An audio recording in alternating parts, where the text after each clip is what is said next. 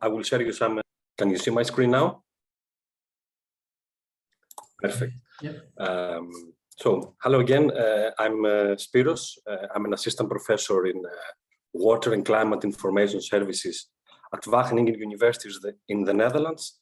And in the next few minutes, I will talk to you about Water and Climate Information Service for Society. Bear in mind that I'm mainly working in the Wageningen University within the field of water and agriculture. I tried and I will try as much as possible to generalize this presentation, but wherever I cannot, I will use some examples from agriculture.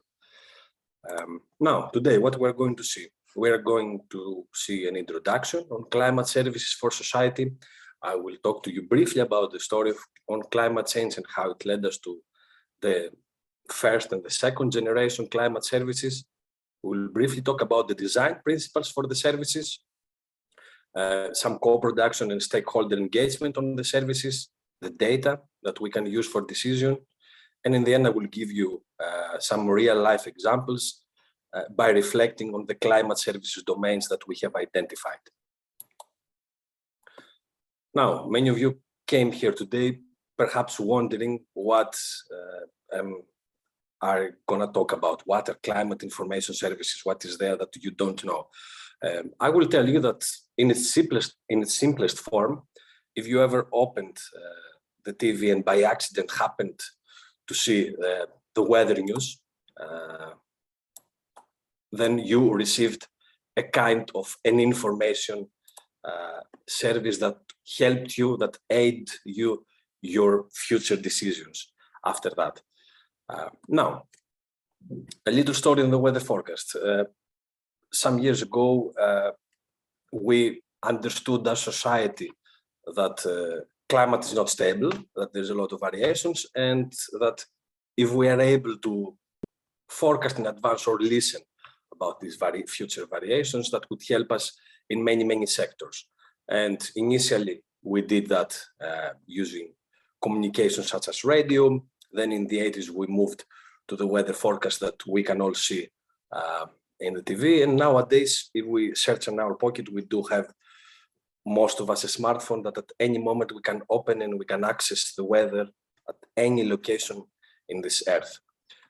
Now, in the 40s, we scientists demonstrated that there is evidence of temperature and CO2 increase in the atmosphere. And in the 60s, we developed some general circulation models in order to monitor and simulate these changes. In the 60s, there was also discussion about the climate crisis. And somewhere in the 70s and 80s, there was the first scientific consensus on climate change. And that led to the development of the Intergovernmental Panel on Climate Change, or else the IPCC. It's developed by the World Meteorological Organization and from the United Nations Environmental Programme. And the objective of the IPCC, as you very well know, is to provide governments at all levels with the scientific information that could aid them, could help them use to develop their country or regional climate policies. And that's a very characteristic comic because we all know how it went. In the 90s, we started with that this climate change could be a problem. With the assessment report of 1995, we said that it's definitely a problem. 2001 came, and with the other reports, we thought that we should be really getting on it and sorting this pretty soon. The story continued. 2007 assessment report, the scientists saying, sorry to sound like a broken record here, but we continued 2013, and 2019, the scientist is tapping in the microphone, is wondering if somebody is listening to him and if the microphone is on, because apparently we weren't at that level yet that we have served all this. And if we want to visualize that, it looks like something like that. So we have daily witnessing crop failures, extreme weather, flash floods, forest fires, all of it as a result of climate change, and our societies are suffering from the consequences of that. Now, luckily, we do have in our disposal climate services, that there are services that could provide information to help either individuals and or organizations in order to make some climate smart decisions. And that could happen in many sectors, from health to agriculture, to energy, to national security, to water management. And weather and climate information in general, as you might be thinking, could be used for a variety of applications through almost all the sectors that we know, from agriculture, water resources, to forests, to national security, to insurance and litigation, health and tourism, and so on. Now, when we first started talking about climate services and thinking about developing services, our approach was a top-down approach. We were using the hydrological and climatological observations that we had in our disposal. We were feeding our climate and impact models. We were running our models, and with the outputs, we were developing either scenarios, we were doing data analysis or multimodal assessments. We were taking care as scientists or experts about the visualization and the user interface. And we eventually concluded in the development of some products following a top-down approach, as we thought that the products should be. Now, that posed an issue for many people in the society, and it's characteristically, we call it the usability gap. And I think the poster is very characteristic because on one side, you see on the cloud the hydrologist, in the cloud the hydrologist, with represented by a challenging graph for many people to interpret, even if you're a scientist, with many curves and models. And on the other side, we have the decision maker that is asking the hydrologist, sorry, I don't understand. How much is this that what you're saying to me? So if we want to put it in scientific terms, the usability gap relates to the unsuitability to inform the decision-making process in relation, of course, to adaptation against climate change. That led us to think and reconstruct the way that we were developing our services. And instead of following a top-down approach, in contrast, the last year, there's an emerging need to work together with the end users and develop actionable knowledge services to assist decision-making. We do have, again, in our disposal, the vast amount of information that we feed our models, and we do our, let's say, simulations. But with the outputs, we are following a participatory approach. We are engaging with the end users. We co-create local specific weather and climate information services. We try to harness the local knowledge and observations, and everything that relates from the scenarios that they will be followed, the data and the indicators that they will be shown to the people, the way that they will be shown in the visualization and the user interface, all this in the middle is being happened jointly with the end users, because in the end, we don't want to develop products, but we want to develop something better. We want to deliver actionable knowledge for informed decision-making. And we talked about users and we talked about data and climate services. I want you to know that it's not just the provision of climate relevant information, but it is about actionable knowledge. We will come back to that word later. And it's about the end users and their decisions. If we are to co-develop, let's say, climate services, then we are to follow a data-driven approach that includes, of course, the exploitation and the use of the vast amount of hydroclimatic data, models, model outputs that we have in our disposal.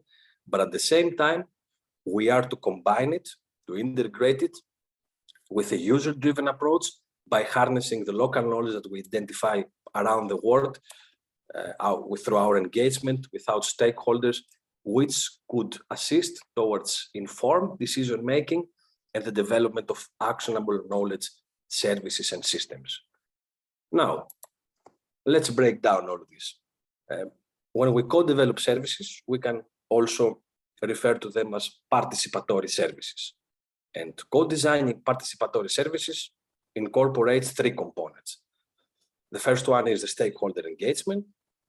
The second component is the use of innovations in information and communication technologies. And the third component addresses the actionable knowledge for adaptive decision-making on any sector that you are working on. Let's see them separately. The first one, as we said, is the stakeholder engagement. This, as you understand, is very valuable because it produces information that it is relevant for the users, and it helps also build, let's say, trust and ownership on the information. If you involve the end users or other beneficiaries of the service that you aim to develop, to provide in the co-design process, that should go beyond the old-fashioned stakeholder and expert interviews and workshops that we all very well aware. For me, it should focus on actively engaging with the end users on the field, on the arena. We need to harness and integrate their indigenous or their local or their knowledge and methods, and we should jointly develop services, either visualization or the interfaces, to disseminate the information that the service aims to disseminate. We need at the same time to build their capacity on understanding all the agroclimatic indicators that we are using, how to interpret, for example, forecast uncertainties, how in general to translate weather and climate data into information that is relevant for their decision making. Participation and cooperation of other actors, of course, from various disciplines and various sectoral backgrounds is also needed. For example, we want to work together, academia with governmental organizations, private parties, all the key players in the chain of operations that the sector, that your service that you're developing aims to provide solutions for. A bottom-up approach that includes engaging in discussions, collaborating and harnessing inputs from all these relevant parties that were aforementioned ensures that the design process of the service is informed by their need and it's tailored, of course, to their preferences. Now, the second component is the use of innovations in information and communication technologies. This, of course, includes knowledge-sharing platforms and virtual communities and the evolving capability that we have as society and as scientists to forecast weather and climate. A characteristic of these sharing platforms and virtual communities is the introduction of possibilities for interaction. When it comes to weather and climate forecast, the model-based forecasts that we have in our disposal have improved, and we know that the predictive skill is expected to be sufficient for effective use, for example, in sectors like agriculture and water resources management, but I could think of more sectors. Most of the current products that we have, however, they give very large spatial information, and especially in developing countries that I mostly work. And what I see is that smallholder farmers, for example, cannot use large spatial information. There is a need, thus, to develop more tailored services and products that are tailored to more local scale, let's say, to ensure that the users will use either the forecast or the products in general. Some promising solutions that we have identified there include, for example, some platforms, some interactive platforms where the users can share their either forecast or their observations or their local knowledge, and at the same time, we integrate them with the scientific, let's say, knowledge to enhance the quality of either the skill of the forecast or the quality of the services. And also, for me, a very important aspect to initiate a co-learning process. If we digitally engaging with the end users and the beneficiaries of our services on a very regular basis, it allows the end users to gradually learn, enhance their skills on either it's weather forecasting or the service that they want to receive information for. They also help them build their capacity towards all these digital innovations. And at the same time, us as scientists on the receiving end, we also improve, and experts, we also learn and improve our ways to better incorporate, let's say, the local knowledge, either in our models or in general, our services.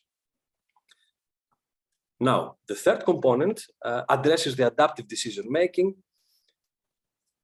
because, and here I will give you an example from agriculture, and I would like you to think and take it to the sector that you would like to work.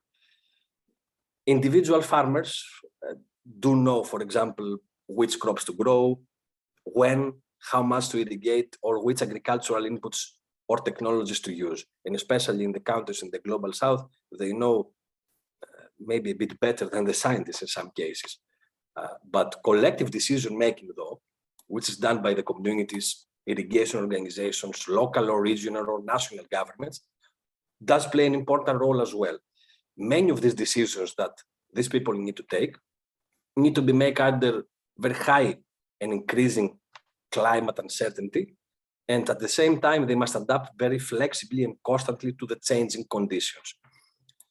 Climate information services as an adaptation option offers a lot of benefits, but in my opinion, climate change above all is a matter of government. It's a matter of governance.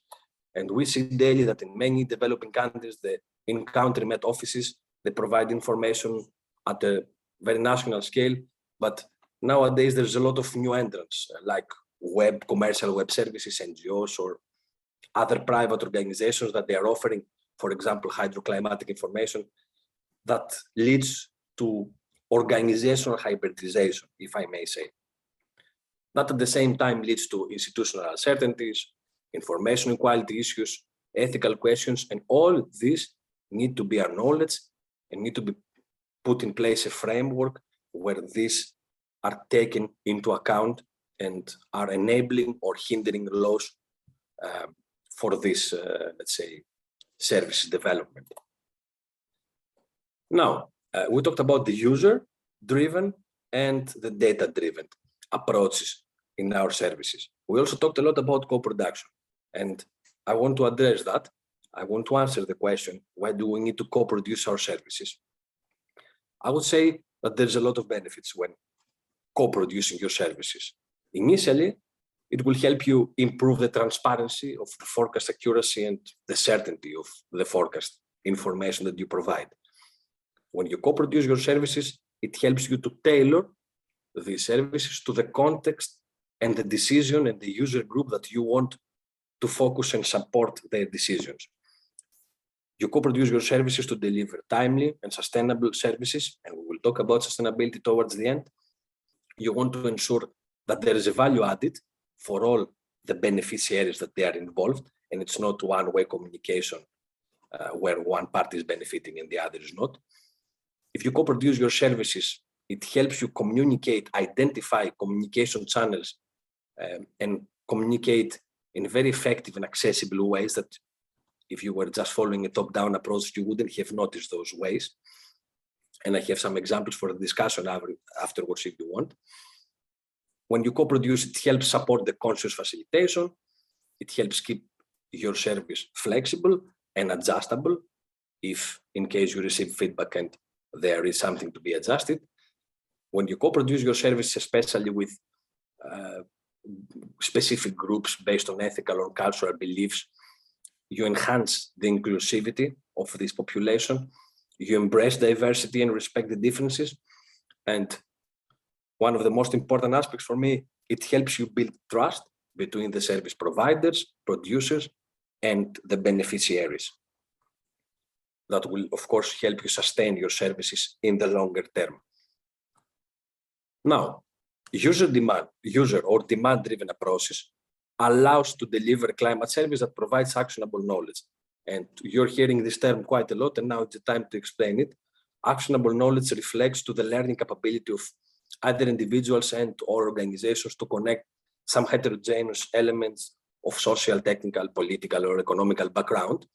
And by providing actionable knowledge, you make your services tailored to the needs of the end users. And tailor-made services have three characteristics. They are timely, they are accessible by the end user, and most importantly, they are understandable to the end user, to the decision maker, and they are usable by them.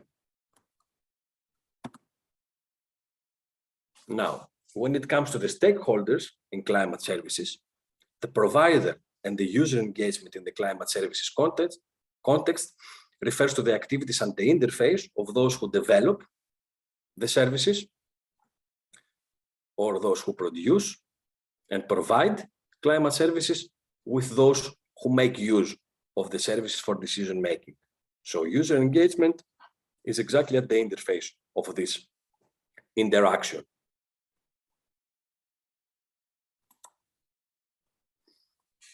Now, the different levels of the user engagement that we have identified.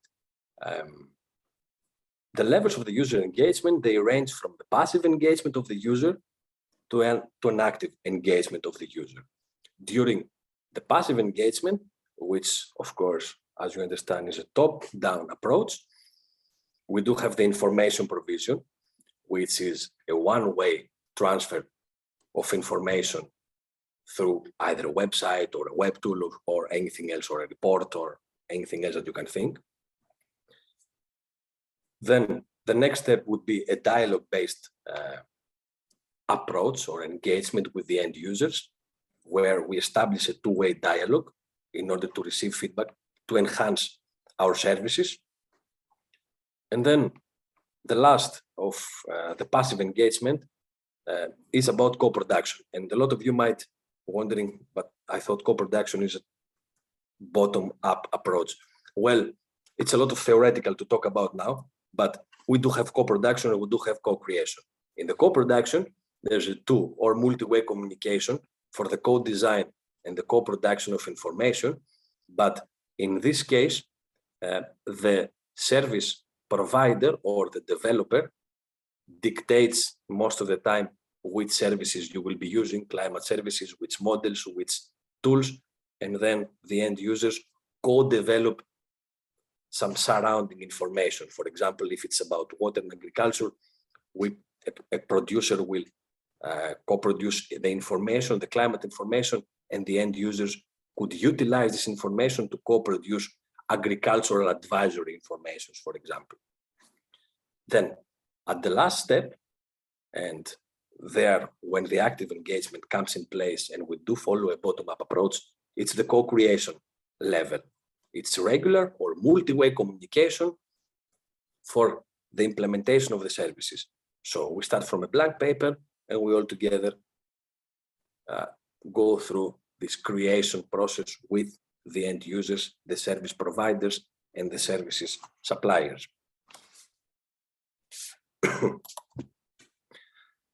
Now, we do cover the user-driven, and in one slide, I want to cover the data-driven approach because I'm pretty sure that many of you, the majority of you, are working or have worked with climate data.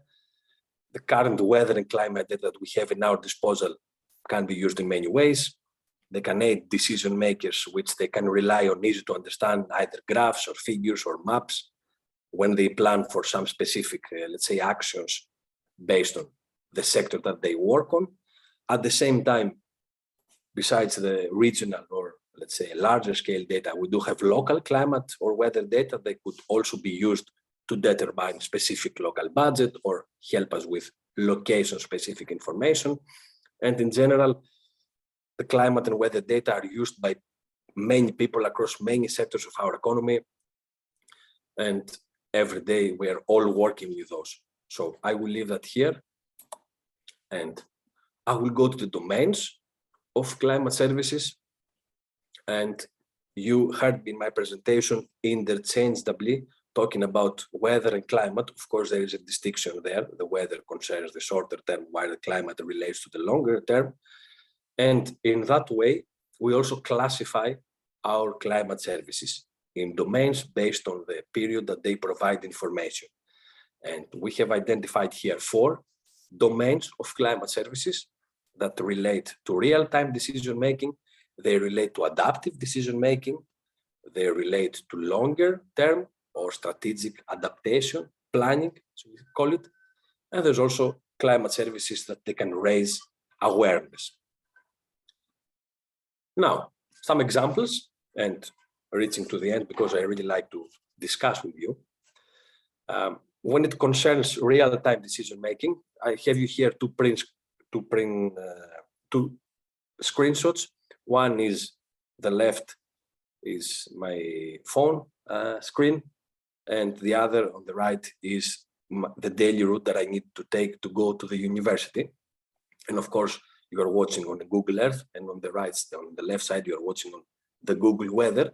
And when I woke up Wednesday, November 10th, and living in the Netherlands, the first thing I had to do is to check the weather, whether it's able for me to go to the university to work, whether it's able to take the bike, or I need to take the bus, or I should have stayed at home. Well, I seen my screen, and it said to me that today's forecast in Wageningen would be mostly cloudy. So no significant rain, which is a problem if you're living in the Netherlands. I hopped on my bike, I went to work. I took a decision by connecting some heterogeneous elements, which is a Google Earth road, plus the weather from Google. Now, when it comes to the domain of adaptive decision making, here I will briefly talk to you about the projects that I am working. I'm working a lot with smallholder farmers in the global south. There are more than 100 million of those, almost 500 million. And we are having some projects, the water apps and the water app scale, where the aim is to co-develop tailor-made hydroclimatic information services with and for smallholder farmers for sustainable agriculture in the peri-urban areas of Ghana and of Bangladesh. And what we were doing there is we try to combine and leverage the potential of all the weather and climate and water forecasts that we have in our disposal with the knowledge sharing platforms and virtual communities to support adaptive decision making, of course, for sustainable agriculture in these areas. We were very active on the field. We actively engaged with the farmers through full cropping seasons. This is an example of a weather club that we initiated in various villages in these delta regions in our study areas. We engaged with the farmers actively on the field. We found out soon enough that the farmers having non-prior information on scientific weather forecast, they had a lot of, let's say, indigenous ways or local ways to predict the weather.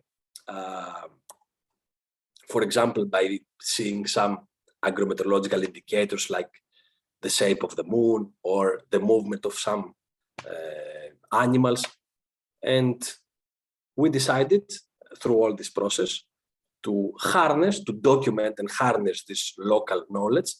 And that led us to the development of, let's say, a tool, which is the Farmer Support app, which is a simple app that provides, on one hand, scientific forecast by a weather provider, MeteoBlue in our case, our partner in the project, for 1, 7, and 14 days. And at the same time, the farmers are asked to provide their own local or indigenous forecast based on some indicators that they have observed on the field. And we are trying to merge these two forecasts and present them to the farmers in order to aid them for their farm decision making. At the same time, besides this provision of local and scientific forecast, we are trying to build their capacity towards understanding weather, water, or climate procedures. We are building their capacity towards understanding the information and communication technologies and, of course, the use of the apps. And we are building their capacity towards translating this information, interpreting the uncertainties of the forecast and translating all this information into water, climate, and agricultural, let's say, advisory services. A small feedback here is that the water apps and the water scale research showed that besides the fact that when you combine scientific and local forecast from the farmers, that it helps improve the forecast.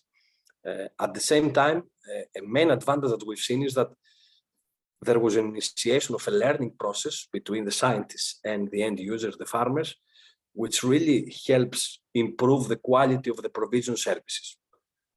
And one example on that to reflect was that initially we thought that the farmers would need seasonal forecast, but that wasn't the case at all. The farmers needed 1 to 2 weeks forecast for their operational decision making. They wanted to know whether there will be rains. They're doing rain-fed agriculture. They wanted to know whether there will be rain so they can broadcast their seeds. They wanted to know when it's going to be dry so they can leave their crops outside to dry, and many more things that we found along the process through engaging with them. Now, a long-term planning domain of climate services is also the strategic adaptation, and in that case, I will briefly talk to you about the Bangladesh Data Plan 2100. In the pictures, you can see a lot of my Bangladeshi and Dutch colleagues working jointly together on establishing this Bangladesh Data Plan. Some feedback, some background information. The Bangladesh features the world's largest river delta, which is comprised by the great rivers of Ganges, Brahmaputra, and Meghna. 2 out of the 3 Bangladeshis, which is around 110 million people, live within this delta, and most importantly, they depend from this delta on their lives and, of course, their livelihoods. And at the same time, there's a threat of climate change and the rising sea levels that looms large. All the proper planning and management of the delta is very critical, as you understand, for the country's economic growth and development. And the government of Bangladesh, in combination with the Dutch government, because in the Netherlands we are located in the Rhine Delta and we have a lot of expertise in adaptive water management. So the Bangladesh and the Dutch governments and other organizations, SMEs and much more partners came together. They established this plan, which lays out an holistic and cross-sectoral action, which needed to be taken up to 2100 to improve the productivity, of course, and minimize the disaster risks. And this is coupled with the increasing climate risk, a business as usual scenario for those that they are working with scenarios. And they consider that without the implementation of this plan, Bangladesh would lead to declining agricultural production, increased unemployment, migration towards the big cities like Dhaka to work in, let's say, factories, cloth factories that we are aware of. Now, a final domain is a domain of climate services that raises awareness to people. And a very big example of that, I have you 3 more, is the Climate Action Tracker, the CAT, which is an independent scientific analysis produced by some research organizations that tracks the climate since 2009. And what is happening is that this Climate Action Tracker tracks the progress towards the globally agreed goals of holding the warming well below 2 degrees. And of course, pursuing efforts to limit warnings to 1.5%. You see me smiling there because that's another topic for discussion, but these are services that provide awareness, let's say, to citizens and different groups of people. Finally, you might be wondering, let's say, is there a combined, let's say, domain? Of course there is. And the combined domain of climate services is, the biggest example I could think is the Copernicus services. The Copernicus is the European Union's Earth observation program, for those that they are not aware, which is looking at our planet and its environment to benefit, of course, all the European citizens and beyond, I would say. And it offers some information services that draw from satellite Earth observation or in situ data. And it has a lot of domains like climate service, climate change, marine monitoring, the atmospheric monitoring service, land monitoring, security, and emergency management. And that, of course, comes together with the EU adaptation strategy, which highlights the role of climate services in climate change adaptation. And the climate services helped understand the current and the future climate change and all the related impacts on different policy sectors across Europe by means of user-oriented products. And what is the aim of Copernicus is, of course, to provide information to the citizens to make some climate-smart decisions. And that information could range from seasonal forecast to long-term predictions. It could be combined with other sectoral information, for example, population distribution or crop distribution or other protection measures, which is relevant for assessing the exposure and vulnerability to climate hazards. And of course, climate services from Copernicus might include the weather services that focus on the very short-term forecasts. And with that, I mean the hazardous weather conditions that they issue sometimes information. The idea of the service is that is delivering substantial economic value by informing policy development to protect the citizens for all the climate-related hazards, such as, let's say, high-impact hydroclimatic extremes. It aims to improve the planning of the mitigation and adaptation practices for key and human societal activities, and it aims to promote, let's say, the development of new services for the benefit of the society. And it's built upon and complement capabilities exist on national level services. And a lot of, let's say, climate change research initiatives contribute in order to develop this combined domain climate service, like the Copernicus services. Now, we're almost at the end. That's my one before the last slide. There's a lot of issues that there still remain to us as scientists working in the domain of climate information services to understand and study. We need to further understand the integration of the local and scientific knowledge in the provision of the services. We need to better understand the role of the co-production within the design and the delivery of the services, as well as the role of the capacity building plays within these processes. We aim to understand the mechanisms that provide actionable knowledge to support, of course, adaptive decision making. And we aim to understand better how we can take our services, how we can uptake, how our service can be uptaken by the end users, how can be upscaled in a larger number of people, and how we can sustain the services in the longer term when, for example, we as scientists close the books and move to the next project.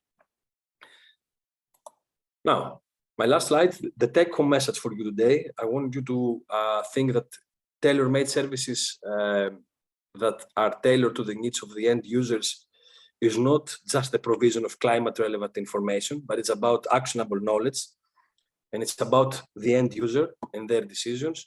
And we are to follow a data-driven approach, integrated with a user-driven approach in order to, let's say, provide actionable knowledge systems and solutions to our world. Thank you.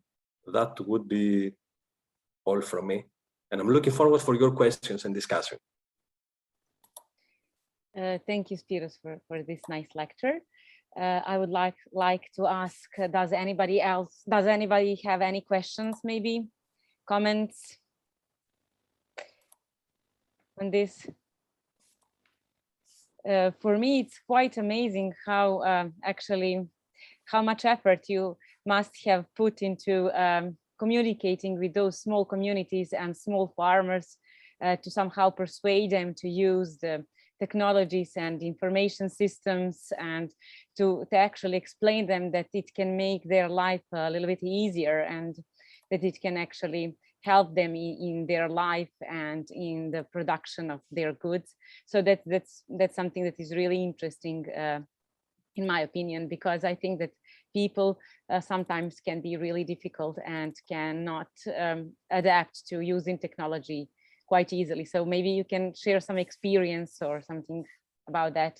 Yes, thank you, Biljana. That's a very interesting topic that you are adding in the discussion, the communication aspect. Mm-hmm. And I can tell you, I wanted to add something about communication, but we will need a whole lecture for that. I would say that communication is key when it's coming to, let's say, to what I just advocated for, to engage with the end users. And it's a key because there's a lot of things that you need to account for when you're communicating, when you want to communicate, especially with the groups that you mentioned there, because we are working in people with difficult cultural or, let's say, ethical or let's say, beliefs. In that case, what we need to do, there is, of course, the do's and don'ts of effective communication, that we need to close the distance, we need to present different scenarios, but this is a lot of theoretical stuff that people could read. What we should do there is we should really engage with them on the field and trying to understand what is their needs, trying to understand their domain, trying to understand their beliefs and the cultures. Because if we just go to them an example, me as a Western scientist, if I go now to the people that I'm working in Ghana and tell them, listen, here is what you want, there's two possible outcomes that would come. Either they would become offensive and they will turn even more back to their beliefs that they have, for example, that the weather is God's phenomenon or cannot be predicted, and all the other beliefs that they have. Or most likely they will smile at me, they will be kind, and they will wait until the moment that I will leave the field so they can continue doing what they want. So I believe communication is key, and we should pay much more attention on that. And we can even have a session to discuss about how we communicate uncertainties, how, for example, I can persuade a smallholder farmer the first time that they read the forecast that I provided him and sees that the forecast is not what it's supposed to be. There is the key, how I can keep him engaged. And I'm keeping him engaged by myself adding time with him, investing time and engaging with them for a longer time on the field, in building their capacity towards all these things. Thank you very much. Rob, you raised your hand first, then Juan, yes? Thank you very much. That was a really excellent overview. I've got loads of questions I'd love to ask you, but I've just singled out two for today. First one would be, and it kind of relates to what you were just talking about, what you regard to be the most significant obstacle to effective climate service provision and uptake. So maybe it is the communication dimension, but are there other significant obstacles out there that we as a community need to overcome with partners? And perhaps that's the basis of the third generation of climate services. I don't know. So that's the first question. And the second question to you is, what would you say to your younger self if you were advising an early career researcher thinking about entering the workplace as a climate service provider? What top tips would you give yourself? Thank you. Thank you very much, Rob, for this two very interesting questions that you're adding me. Indeed, the obstacles, I will tell you my personal point of view, but I understand that there's more scientists there, both on the technical and the social, with technical and social background, that they might have different, let's say, understanding and opinions on that. I would say the obstacle, and especially is at its very fundamental phase, is to really understand which users you aim to support and what decision you want to support from these users. In other words, the obstacle is how we can tailor our services and make them as much as user-oriented to overcome, let's say, all the obstacles in the future. I can tell you, I could have told you about how, for example, how I can sustain my service in the longer term, but I think the basis comes from really understanding what is the need there, what decision the service needs to support, which user group, because when we're talking about, let's say, smallholder farmers, and I can put that also in urban planning example, but I will use agriculture to make my case. There's a lot of key players in the agri-food chain. There is from the service providers to the smallholder farmers, to the intermediates, to those that they sell inputs, to those that they are hiring their ministries and they will just read the report and a map. I assume it's understandable that providing an holistic approach for all of them, providing a single solution for all of them will not work. Some people might be able to understand it, some other might not. So I think the most important obstacle that we need to understand is that we really need to understand the local domain. And that, of course, comes together with communication and how we engage with them. That's the basis in order to develop actionable knowledge services.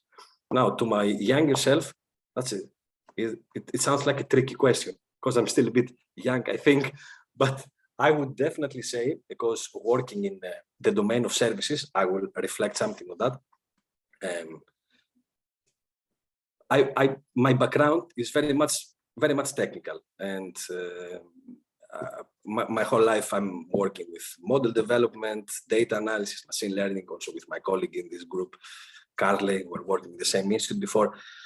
I would come back to my younger self and I would say to them, if you're working in the climate science, in the environmental science, it's okay to let's say work with data, but if you want to make an impact, let's say, you need sometimes to take a step back and see also a bit how you can apply what you're doing, how you can make your products, let's say, more user-oriented. How can a map with, let's say, a seasonal output from ECMWF can become understood by the 500 million smallholder farmers in the global south and aid them towards the decision making. So I would say, see it a bit, let's say, holistically. See both the technical and the social side of what you're doing, how this can be applied in society, what is the practical implications that this would have with the society. Engage with the community. So I wonder if one of the top tips might be to be better listeners. I mean, that kind of reaches out to your first point, that to really deeply understand what an end user or a stakeholder or a partner requires, we've really got to listen well and ask the right questions, haven't we? We've got to have open ears as well as the technical skill set. So I think I agree with you. I think having those two domains is crucial. Thanks yes. Very much. You're absolutely right. Thank you. Thank you, Rob. Juan, you raise your hand, please. Yeah, so thank you, Spyros, for the presentation. It's amazing to see, especially the Water Apps project. The amount of work and resources that you have put into it are amazing. And like Liliana said, in these projects, a lot of efforts go into community building and engaging with the farmers and so on. So I'm wondering, because we see like a lot of project-based funding, that you get the funding for a specific project during a specific time. And then you have successful pilots in different communities, like you mentioned, in the Global South, in Ghana, in different countries. So I know that there is a saying in English that goes like, everybody wants to build, but nobody wants to do maintenance. So how do we do maintenance for this project? How do we get these amazing tools that you have spent a lot of efforts building? And this, especially if you have gained the trust of communities, how do you keep this trust after the project ends and become it like, I don't know if a business model or a self-sustained project afterwards? Thank you very much, Juan. Another excellent question, because what we eventually want, and I said that also in my narrative, is that we would want, when we're developing services, to sustain in the longer term when we, as scientists, close the books, ends the funding, and move to the next project. So that's a question that we are actively working on, like how we can sustain our services in the longer term. I would say that first, it all comes down to user engagement again, and the fact that you mentioned the water apps. I can use an example for the water apps. At the moment, we do have around 250 users in several communities in Ghana and Bangladesh, that they helped co-develop not only the information and the scale, the spatial and temporal, spatial is a point, not only the temporal scale of the information, but even the symbols in the app, like how the rainfall would look like, how it will be translated in their language. There's also there's also a button for let's say people to listen the weather, because in the areas that we are working, there's a lot of illiteracy levels. So we headed towards that. What I'm trying to say is that by making your services, we're trying to make the services as much tailored as possible. At the same time, when we have a service, we initiate a training and capacity building, a training process on the service that helps them sustain the project and it's happening now beyond, let's say, when we finish from the field. Now, another issue that comes in place is, okay, you might say that the farmers want to sustain, but who's going to pay for the data when it comes to, when you close the project and there's no fundings, even if the users want to continue? In that case, what we aim to do, we need, I strongly believe that in the provision of the services, there needs to be a private and public, let's say, relationship there. there needs to be some third parties, either this is a weather company or this is an insurance company, that could, let's say, undertake these benefits. Of course, there comes the issue of advertisement. We are working on business models on climate services. We have identified 3 potential integrations. And the most prominent one says that there is a horizontal integration with service providers, like either public or private. For example, the Met offices could take the services over by the finalization of the project, that we include them as partners and they could sustain them in the longer term. Of course, there's a lot of issues to solve with the Met offices, because at one hand they have large resources and network, but on the other hand they keep following a top-down approach, and that needs to change. Met offices need to reposition themselves, let's say, in this process in order to benefit the society and at all levels. It's not a single-step process, and I don't have a direct answer with you how we can sustain our services. Some indications, tell us that farmers, or general, I'm talking about farmers, but in general, people see climate information as something intangible, meaning that usually they don't want to, let's say, invest a lot of money on that, either because they think that they should have it anyway by someone, or they think that, okay, the next project will come and they will help us. Now, what we are trying to do is we are trying to think now of bundled services. So instead, besides weather and climate, that could deliver also other stuff like access to the market prices, much more fertilizer, much more issues that could be, let's say, better funded by a third-party donor, which they usually fund these projects. But sorry, now I'm saying to you a lot of multiple scenarios, but there's not a holy grail, let's say, of that what we should follow. We are still aiming to research that. And in this case, the private partners, are they from Europe or are they more local-based companies? That's a very good question also. Our local partners at the moment are from Europe, Meteor Blue, but World Bank is working quite actively in bringing in partners from local, let's say, from the countries that we work on. And in that sense, an interesting, let's say, addition, but maybe that's the wrong addition for you, but an interesting addition, at least from my side, in the projects that we try to initiate and the partners that we want to include in the consortium, we usually, definitely we will have the developer of the service from the country, or what we usually do, we, let's say, allocate an amount of money for the services that we have considered that this will cost for the service infrastructure, and we initiate some business cases where interested startups from the country come, they develop their designs. This is what happened with the Farmer Support App, for example.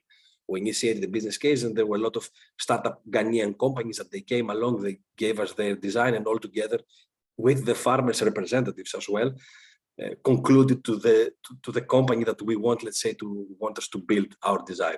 So in-country partners is an imperative partner, because they also understand the local domain better than us, let's say. Perfect. Thank you. Thank you for this. I understood that you have problems with technical stuff, with maintaining the software and everything, the application. But what's actually another interesting question is, how do you prepare yourself before you go to the community or small farmer community?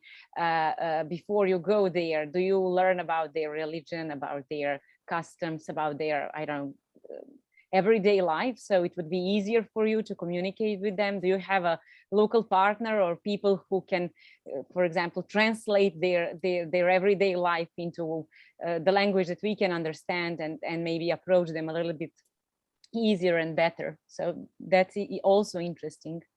Mm-hmm. Yeah, thank you, Biljana, for that question. Very interesting also question, because we talked a lot about culture and ethical beliefs and the countries that we are working. It is imperative to be prepared, let's say, to engage with those people.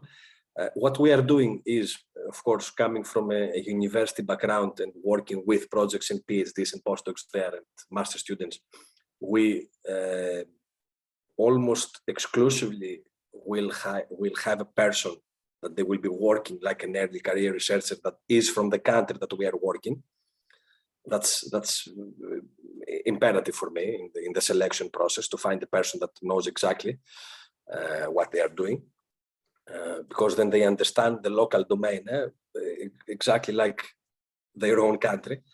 Now, when it comes to, so we have our local people on the ground, and that solves many issues. That just us going there as Western scientists, I can tell you that we would have quite a lot. Then, when we go there, it's a very big process of, let's say, engaging with people and communicating, and exactly what you described. You described about beliefs, either religion beliefs or ethical beliefs, and all these things we need to take into account, and we are informed from those things. And I have one question for you in general for the whole chat, and which I'm asking also to my students, and it's not a trick question. I really want your honest opinions. You can even write in the website.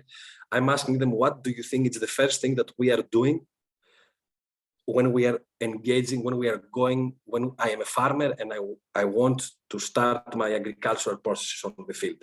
If I was a farmer in Ghana and I want to start my agricultural processes, what do you think would be the first thing that I would be doing? I would like to hear your opinions. There's no wrong or right answer. Probably there are some. Any ideas? From the top of your head. Well, someone might think, okay, the first thing that you need to do is to dig the ground, my students say. The other thing, you need to purchase seeds. They're trying to go back and backwards in time. I would say that the first thing that we are doing when we are going on the field, and you're a farmer and you want to start your process, is to take permission from the local chief. Because if you don't take permission from the local chief of the community, you will not be able to, not you only will not be able to start. If you start, you will have problems with the chief, and will have conflicts. So you will have to go to the next village to work. So by that, you understand how important it is to follow, let's say, the local laws and conditions, and really try and engage in a way that it's understandable and it's desirable for all the parties that they are involved there. Yeah, this is really interesting. Interesting question and interesting answer. So, so now it's 2 o'clock. So thank you, Spyros, for this nice lecture. Thank you, everyone, for being here with us today. I hope that in the next 2 weeks, we will have another lecture, another interesting lecture. And if you have any question for EXtremeClimTwin or Spyros, please write us an email and we will try to answer as soon as we can. And once again, thank you for being here and for engaging in the discussion.